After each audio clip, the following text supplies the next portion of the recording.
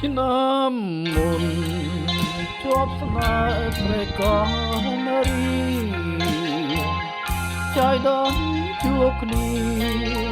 អារម្មណ៍លោកលួងមេត្រីនាងជាស្រីខ្មែរសម្រងតែចិន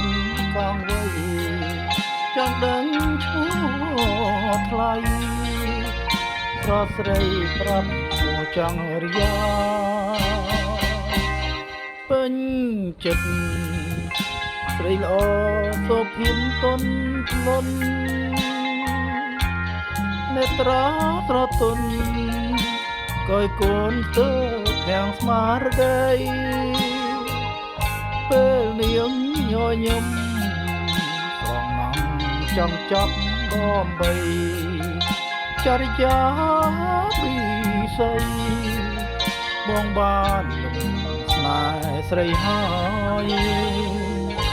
ទើបស្រឡាញ់គ្នាត្រូវលាត្រឡប់ចោលស្នេហ៍អូនយំគ្មានលហើយអង្វរកុំភ្លេច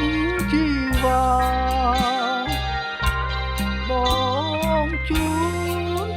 ទឹកភ្នែកឲ្យសង្សារអបអូនទាំងណែនអរ៉ាហើយសន្យាថាវិលវិញដួងចិត្តនៅចាំនៅស្មោនេះមុលចិត្តបងខ្វាយខ្វល់អានិតនឹកម្ចាស់ចិនដាសូមអូនរងចាំវិញតាមសន្យាគ្រប់អានុសាចរិយាបងមិនភ្លេចឡើយ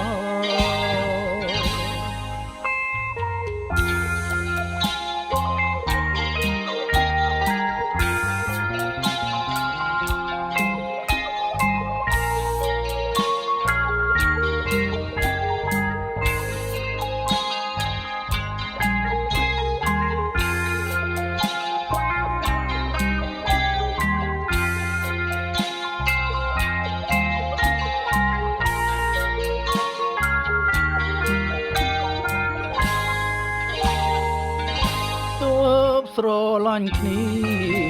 ត្រូវលាត្រឡប់ចោលស្មាអូនយំគ្មានលហើយអង្វរកុំភ្លេចជីវ៉ាបងជួទឹកភ្នែកអើយសង្សារអបអូនទាំងណែនអរ៉ាហើយសន្យាថាវិលវិញដួងចិត្តនៅចាំនៅ